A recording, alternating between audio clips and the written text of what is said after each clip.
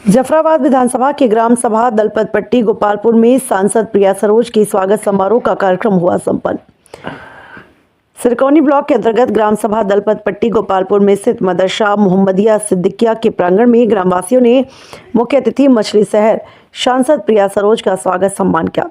सभी ग्रामवासियों ने अपनी समस्या सांसद प्रिया सरोज को अवगत कराया।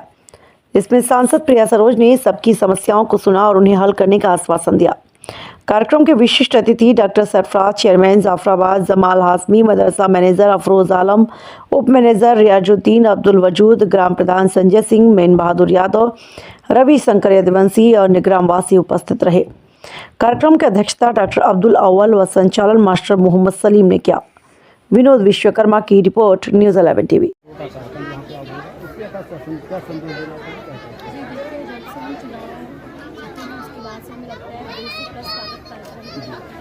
हमारा मानना है कि हमारे क्षेत्र की जनता को इतना स्नेह, इतना प्रेम मिल रहा है कि हमारा 6-7 महीने बाद स्वागत कार्यक्रम है। और हम आप इससे कोई पॉलिटिकल मंच नहीं है, हम आपसे जनता को धन्यवाद देना चाहते हैं कि उनकी मेहनत से आज मैं सांसद। इस कार्यक्रम के संचालन कर रहे हैं सलीम मास्टर जी, अव्वल साहब जी, अबू सहमा जी, रमज़ान जी, शिव मूरत सरोज जी, अब्दुल वदूद जी, अब्दुल वहाब जी, मकबूल भाई जी, डॉक्टर सरफराज चेयरमैन जी, मंसूर जी, वैश जी, शहनवाज जी, जमाल हाशमी भाई जी, आकिब जी, साकिब जी, ग्राम प्रधान संजय सिंह जी, आकिब भारत जी, शाहिद भाई जी और इस सभा में बैठे उपस्थित सभी देवतुल्य जनता, आप सभी को मेरा सादर प्रणाम, नमस्कार। सबसे पहले हम आपसे यही कहेंगे, इस पोस्टर पे आपने लिखा है प्रिया सरोज का स्वागत कार्यक्रम। ये स्वागत कार्यक्रम हमारे नाम का नहीं, स्वागत कार्यक्रम आप सभी के नाम का होना चाहिए, क्योंकि आज आपकी बेटी बहन यहाँ सांसद बन के खड़ी है तो आपकी वजह से खड़ी, आपके आशीर्वाद की वजह से। इसलिए स्वागत कार्यक्रम मछली शहर देवतुल्य जनता के नाम का होना चाहिए। मैं मानती हूँ मछली शहर की देवतुल्य जनता ने इस बार सांसद नहीं चुना है, आपने बेटी और बहन चुना है और ये बेटी बहन हमेशा आपके मान सम्मान को बढ़ाने का और बचाने का काम करूंगी। मुझे लगता है ये मेरा क्षेत्र ही मेरा परिवार है और इस परिवार पे जब जब आ जाएगा तो आपकी बेटी आपके साथ खड़ी रहेगी। हमारी जीत का श्रेय हमारे परिवार, हमारे मछली शहर देवतुल्य जनता को जाता है, क्योंकि जिस तरह आपने पूरे चुनाव के समय अपना चुनाव समझ के इतनी कड़ी धूप में निकल के हमारी पार्टी की विचारधाराओं को और हमारी विचारधाराओं को लोगों के बीच में रखा, इसके लिए बहुत बहुत धन्यवाद। आपने एक बेटी का सपना पूरा किया है और आपकी वजह से आज अपने फादर के सामने मैं बहुत अच्छा गर्व महसूस करती हूँ कि मैंने अपनी पेरेंट्स को प्राउड फील कराया है। तो ये सपना भी आप सभी ने पूरा किया, इसके लिए बहुत बहुत धन्यवाद। क्योंकि ये पॉलिटिकल मंच नहीं है तो मैं राजनीतिक बातें ज़्यादा नहीं करूँगी, लेकिन मैं इतना ही कहूँगी कि मैं जब मैं सुबह बैठती हूँ उठ के पिताजी के साथ, तो जब मैं छोटी थी 5-6 साल की, मैं देखती थी हमेशा पब्लिक लोग से मिल के उनके पब्लिक प्रॉब्लम सॉल्व करते थे। आज उनके साथ बैठ के मैं सॉल्व करती हूँ तो मुझे लगता है कि मेरे पिताजी का सपना पूरा हुआ है, क्योंकि वो हमेशा यही मानते हैं कि जनता की सेवा करना ही सबसे बड़ा काम होता है और मुझे वो अवसर आप सभी ने दिया, इसके लिए बहुत बहुत धन्यवाद। जैसा आप सभी को पता है कि 25 साल 5 महीने में मुझे टिकट मिला, हमने चुनाव लड़ा और आप सबके सहयोग से चुनाव हम जीते हैं। लेकिन मैं आपको ये भी बताना चाहूँगी कि मैं 25 साल में चुनाव क्यों लड़ी हूँ, क्या मकसद था। पहली बात तो ऐसा नहीं कि हमारे परिवार में किसी ने कहा कि हमें चुनाव लड़े, हमारे ऊपर कोई प्रेशर नहीं था कि आप राजनीतिक पॉलिटिकल फैमिली से बिलोंग करते हो, आपको चुनाव लड़ना ही चाहिए। हमारे पिताजी ने हमेशा हम कहा है कि जो आपका मन करे आप वहाँ करिए, जहाँ मन करे वहाँ जाइए। तो ये हमारा खुद का फैसला था कि हम चुनाव लड़ेंगे और ये बहुत पुराना फैसला था, जब हम 9 या 10 साल के तब का फैसला है हमारा। और हम ये मानते हैं कि क्योंकि आप सभी लोग हमारे पिताजी के साथ बहुत पहले साथ से रहे हैं, उनके बहुत पुराने मित्र लोग होंगे जो मैं उनको अब पहचान रही हूँ धीरे धीरे, क्योंकि आप सब ये सब भी जानते हैं कि जब हमारे पिताजी नेता से पहले जब वो कार्यकर्ता थे, चुनाव के समय आप लोग के साथ राजदूत में प्रचार करते थे। क्योंकि मुझे इतना पता है कि हमारे पिताजी ने बहुत संघर्ष किया है वो एक किसान के बेटे हैं। और आज भी जब मैं बैठती तो मुझे बताते कि बेटी आज हम यहाँ पहुँचे तो बड़ी संघर्ष और बहुत मेहनत से पहुँचे हैं, क्योंकि मैं एक ऐसे कम्युनिटी और ऐसे समाज से आती हूँ, एक दलित फैमिली से बिलोंग करती हूँ, शायद जहाँ लोगों को बोलने और चलने और कहीं भी पार्टिसिपेट करने से रोका जाता है। क्योंकि डॉक्टर भीमराव अम्बेडकर जी ने जो हमें संविधान दिया है, संविधान के कारण आज मैं यहाँ पे खड़ी हूँ। पिछड़ा दलित अल्पसंख्यक पीडीए, जो पीडीए का परिवार है, उस पे लगातार टारगेट करके ये लोग हम सबको आपस में बांटना चाह रहे हैं। लेकिन हम समझते हैं कि समाजवादी पार्टी एक ऐसी पार्टी है जो सभी धर्म और जात को साथ लेकर चलती है। क्योंकि मैं एक वकील और मैं संविधान को अपनी गीता मानती हूँ और डॉक्टर भीमराव अम्बेडकर जी को पूजा करती हूँ। मुझे लगता है आज वो नहीं होते तो हम लोग इस देश में भाईचारा से नहीं रह पाते। हम लोग के बीच में जो भाईचारा मोहब्बत से हम लोग रह रहे हैं उसको भी खत्म करना चाहते हैं। क्योंकि मुझे लगता है कि 2014 से पहले देश खतरे में था ही नहीं। 2014 के बाद ही देश खतरे में क्यों पड़ा है? क्योंकि ऐसे लोग सत्ता में बैठ गए हैं जो सेक्युलर को नहीं मानते, जो संविधान को नहीं मानते। मैं आप सबसे यही निवेदन करूंगी कि आप सब अपने बच्चों को पढ़ाइए। और खासकर मैं जब कुछ गांव में जाती हूँ तो मैंने एक चीज़ नोटिस की, महिलाओं को आगे नहीं बढ़ाया जाता है, उनको घर तक सीमित कर दिया जाता है। मैं आपसे ये निवेदन करूंगी अपनी बिटिया को पढ़ाइए। जिस तरह से बेटे आपका नाम रोशन कर सकते हैं, उसी तरह आपकी घर की बेटी भी नाम रोशन कर सकती है। मैं बहुत गर्व महसूस करती हूँ और बहुत प्रिविलेज फील करती हूँ कि मैं ऐसे परिवार से आई हूँ जहाँ हमारे माता और पिताजी ने लड़की और लड़का में कोई फर्क नहीं रखा है। क्योंकि जब हम चुनाव लड़ रहे थे बहुत सारे लोगों ने कहा कि 25 साल की है, लड़की है, राजनीति में नहीं कर पाएंगे, राजनीति में लड़कों को ही जाना चाहिए। लेकिन हमारे पिताजी ने हमेशा यही कहा कि मेरी बेटी को चुनाव लड़ना चाहिए, चुनाव लड़ेंगे भी और जीतेंगे भी, और जीते हैं आपके आशीर्वाद से। तो हम यही कहेंगे, बिटिया को आगे बढ़ाइए, लड़कियों को आगे बढ़ाइए। क्योंकि संविधान में लिखा है कि चाहे लड़की लड़का सब एक समान है। अगर आप बेटी को मौका देंगे तो वो आपके लिए और आपको पूरे परिवार पूरे समाज को आगे बढ़ाने का काम करेंगी। हम यही कहेंगे कि 2027 में चुनाव आने वाला है, हम लोग को बहुत ही मजबूती से चुनाव लड़ना है। कि 2027 में अगर हम लोग की सरकार नहीं बनती है तो अब ये सोचिए कि हम लोग के जो बीच में जो भाईचारा वो खत्म कर दिया जाएगा और हम लोग को बांट दिया जाएगा। 69,000 की भर्ती में सभी बैकवर्डी का सबका सीट हटा के, सबके सीट हटा के जो उन्होंने भर्ती की है उसका कोर्ट ने भी इसका स्वीकार किया है कि इन लोगों ने जो डकैती की है हमारे अधिकार का, वो गलत चीज है।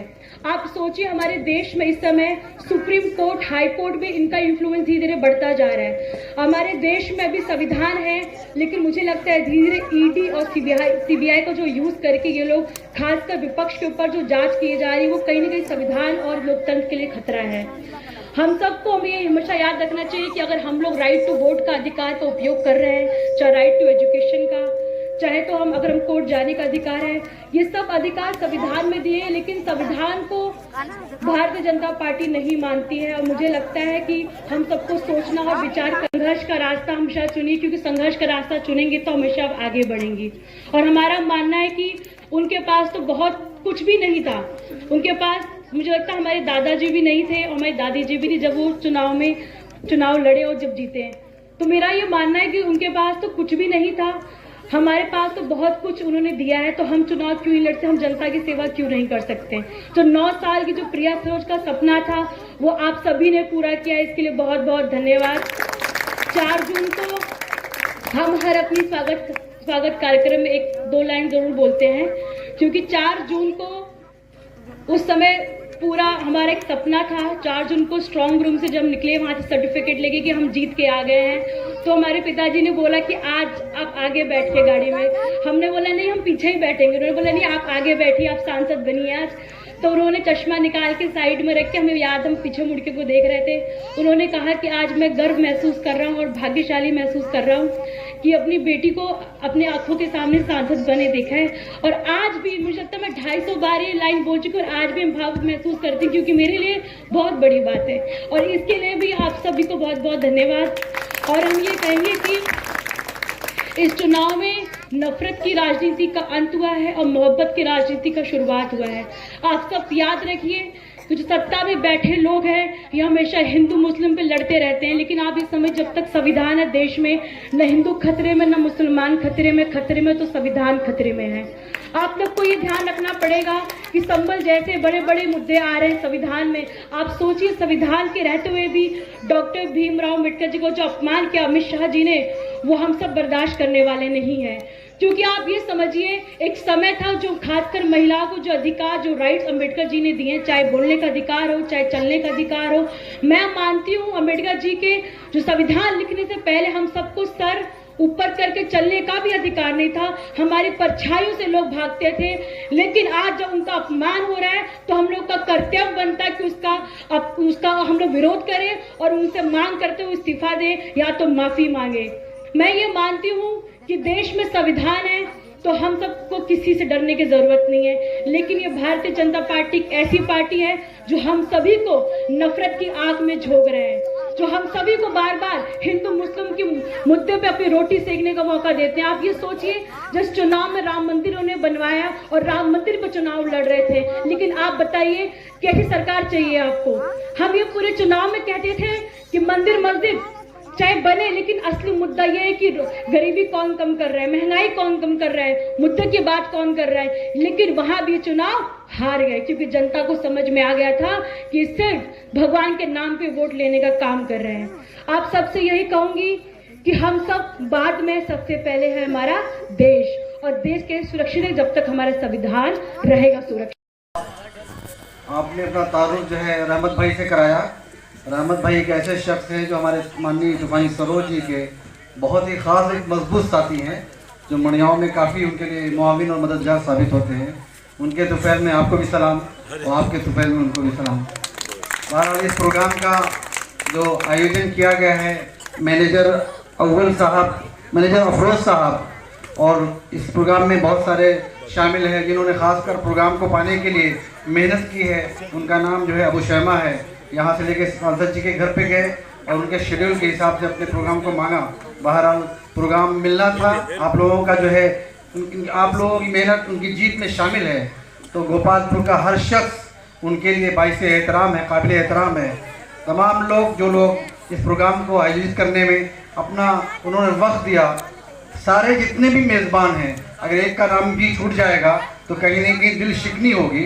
खासकर मेहमान जो भी मंच पे मौजूद है, मेरे कहने पे आए हुए अमित सिंह, जिन्होंने अपनी मेहनत पे माननीय प्रिया सरोज जी की जीत में अपनी हिस्सेदारी शामिल की थी, और मंसूर अली, जमाल हाशमी साहब बहुत अच्छे वक्ता है, इनको ज़रूर वक्त दीजिएगा वरना माइक भी बहुत मायूस हो जाएगा। और हमारे जो है बनारस से हुए आके भारी साहब, शाहिद भाई, शहनवाज साहब और दीगर जितने भी यहाँ पे मौजूद लोग हैं, मनोज प्रधान जी, मकबूल भाई, शायद सरोज साहब हमारे महासचिव कहीं दिख नहीं रहे हैं, सारे हजरात को मेरी तरफ से आदाब सलाम।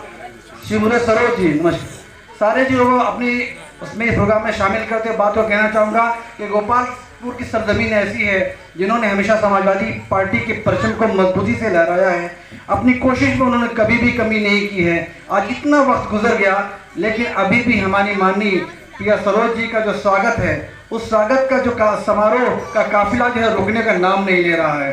किस कदर लोग उत्साहित हैं और ये उत्साह मुझे लगता है हमारे इस एमपी साहब के कार्यकाल के आखिरी क्षण तक चलता रहेगा, क्योंकि लोगों की मोहब्बत बेइंतहा है, लोगों की चाहत भी बेइंतहा है। इस बार उनकी जीत जो हुई है पूरी मछली शहर की आवाम की जीत है, जहाँ पे जो है जुल्म हो रहा था, जहाँ पे लोग जो है अपने एक्स एमपी के चेहरे को देखने के लिए मायूस हो जाया करते थे। अब हमारी एमपी साहिबा, मुझे तो नहीं लगता किसी भी कार्यकर्ता, किसी भी नेता, किसी भी चाहने वाले लोगों के मुतालबे को वो पूरा न करती हूँ। अपने वक्त को मैं एक छोटी सी नगर पंचायत संभाल रहा हूँ, मैं मेरे लिए नहीं रही, मैं अपने घर वालों को टाइम नहीं दे पाता, और जिसके पास 5 विधानसभा हो, इतना बड़ा मछली शहर हो, वो अपने प्रोग्राम को कैसे शेड्यूल करती होंगी, कैसे लोगों के बीच में जाती रही होंगी, अपने परिवार के लिए और अपनी ज़ाती ज़िंदगी के लिए कितना वक्त निकाल पाती रही होंगी। ये बहुत बड़ी खुशकिस्मती की बात है। तमाम मसरूफियत के बाद आप लोगों के बीच में हमेशा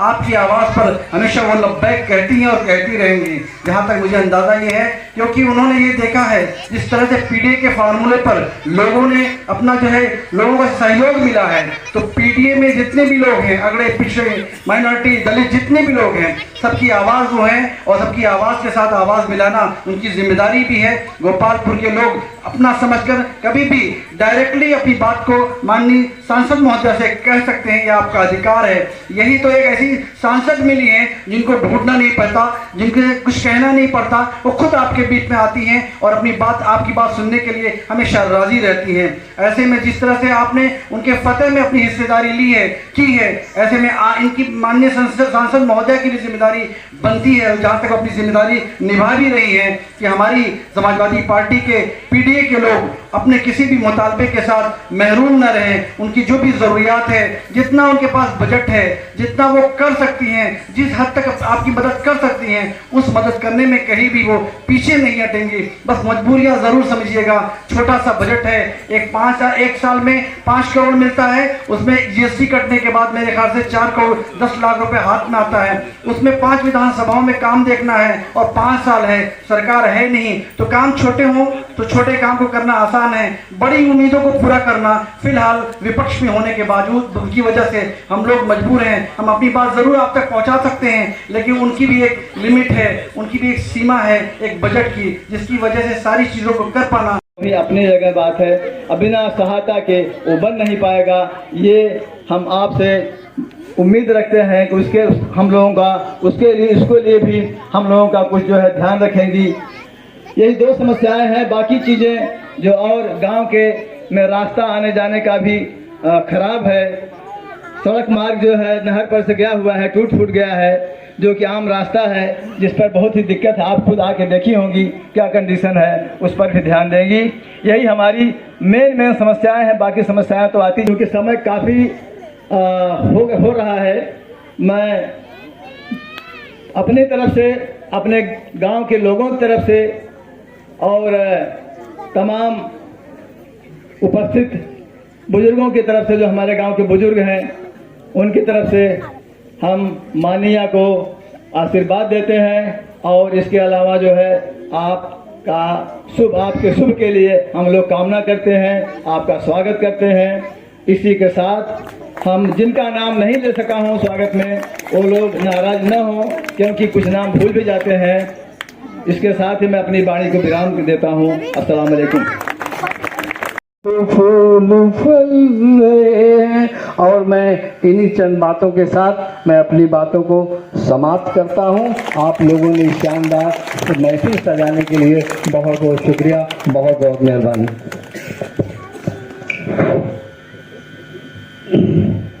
चेयरमैन साहब तो गायक भी निकले, और जब आप गा रहे थे तो मैं भी कुछ लिख ही रहा था कि जीऊंगा जब तलक तेरे फसाने याद आएंगे, कसक बनकर मोहब्बत के तराने याद आएंगे, मुझे तो बस फकत आप लोगों की यादों पर जीना है, आखिरी सांस तक एक गुजरे जमाने याद आएंगे, एक गुजरे जमाने याद आएंगे। इसी के साथ मैं चाहूँगा कि यहाँ पर हमारे जनाब उवैस खान साहब युवा नेता बैठे हैं,